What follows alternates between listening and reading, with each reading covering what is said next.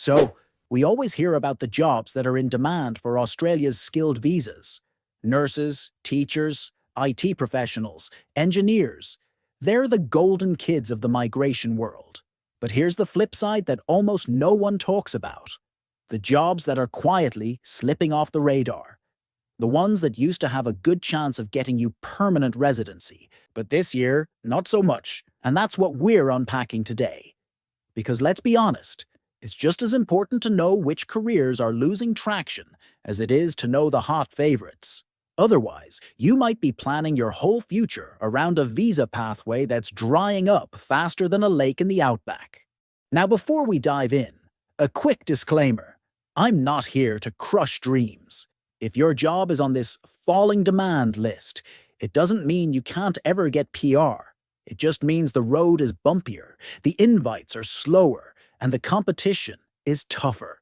Think of it as the difference between trying to get into a packed nightclub through the front door versus sneaking in through the kitchen. Both might work, but one takes a lot more effort. All right, let's break down the jobs that are losing demand for PR in 2025 and why. Why some jobs lose demand. First, a bit of context. Occupations fall out of favor for three main reasons. Local supply has caught up. If too many Australians are already qualified in a field, the government won't prioritize bringing in more migrants. Shifting economic needs. The economy changes, industries shrink, and the demand for certain skills drops. Policy reshuffles. Sometimes it's not about the job itself, but about how the government wants to shape the migration program. They might push more people into regional areas or into trades instead of white-collar roles. With that in mind, let's look at the categories. Administration and office jobs. Let's start with the big one. Administrative roles. If you're an office manager, receptionist, or clerical worker, this year isn't looking great for PR chances. Australia already has plenty of locals in these jobs, and employers don't struggle to find candidates. In fact, with automation and AI creeping into admin work, the demand is dropping further. Think about it. 10 years ago, you'd need 3 people to handle scheduling, invoicing, and answering phones. Now, one software subscription can do it all. Not great news for admin professionals hoping to use their skills as a ticket to permanent residency. Hospitality and retail managers. Hospitality jobs were once a stepping stone for many migrants. Restaurant managers, cafe supervisors, even hotel staff. But the 2025 lists tell a different story. Because while Australia does need hospitality workers, the government doesn't see them as long-term critical for PR. These jobs often rely on temporary visas, like working holiday makers and students, who already fill the gaps. So, if you're a restaurant manager dreaming of permanent residency through your occupation, it's becoming trickier. The government is more focused on nurses, tradespeople, and teachers than on who's running the local pizza shop. Sales and marketing roles. This one might sting. Sales reps, marketing specialists, and advertising professionals have been sliding down the demand ladder. It's not that Australia doesn't value sales or marketing, but it's just not seen as a shortage area.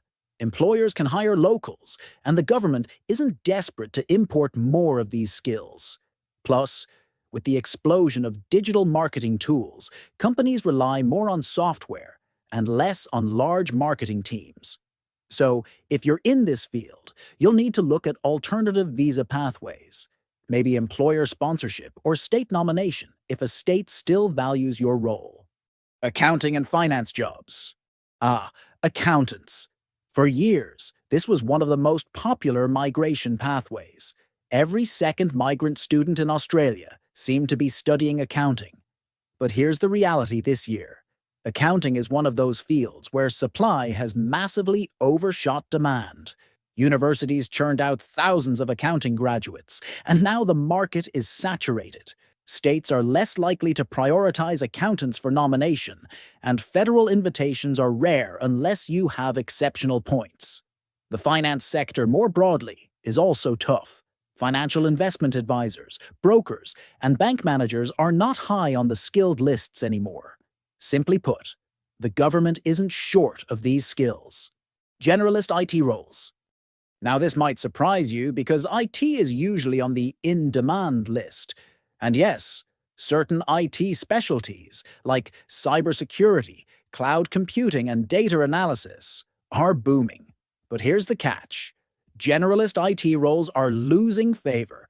Think of jobs like ICT support officers or basic systems admins. Australia has enough talent locally, and the government is focusing on niche IT shortages, not the broad categories. So, if you're in IT but without a specialization, your chances of PR through your occupation are weaker in 2025. Media and creative fields. Creative industries often get overlooked in migration, and this year is no different. Graphic designers, journalists, photographers. These are not on the priority radar. It's not because these jobs aren't valuable, but because the supply is strong. Many Australians study media, communications, and design, and the competition is already fierce locally, so the migration program doesn't see a need to bring in extra talent through skilled visas. Education support roles. Here's a tricky one. While teachers, especially in maths, science, and special education, are highly in demand, education support roles like teacher aides or childcare assistants are not. The government distinguishes between fully qualified teachers and support staff. The former is critical, the latter is seen as trainable locally. So, if you're working in education, but not as a registered teacher, don't expect the PR door to swing open easily. Manufacturing and factory jobs. Australia's manufacturing sector has been shrinking for years, and while there are still some specialized trade roles in demand, many factory and production line jobs are losing their migration pull because automation has taken over, and the industry isn't expanding like it used to. So, if your skills are in basic manufacturing rather than specialized trades, PR through this pathway is unlikely in 2025. Real estate and property roles. Another group that's losing traction. Real estate agents and property managers. Australia loves property, sure, but when it comes to skilled migration, the government doesn't view these as critical shortages. Real estate is already a competitive industry with plenty of locals trying to get in. So these roles rarely make the skilled occupation lists anymore. Beauty and personal services. Finally, we have the personal services industry. Hairdressers, beauticians, massage therapists. These roles have been hanging around the lists on and off for years. It's not that Australians don't need these services. They definitely do. But the government sees them as easily trainable roles that don't justify permanent residency priority. What this means for you. So, if your job is on this losing demand list, what do you do? Here are some realistic strategies. Upskill or specialize. If you're in IT, move into cybersecurity or AI. If you're in education support, train as a qualified teacher. Don't stay in the broad category that's losing demand. Because in the end, the goal isn't just to get a visa. It's to build a life in Australia where your skills actually match the opportunities. And for that, being realistic about what's losing demand is just as important as chasing what's in demand.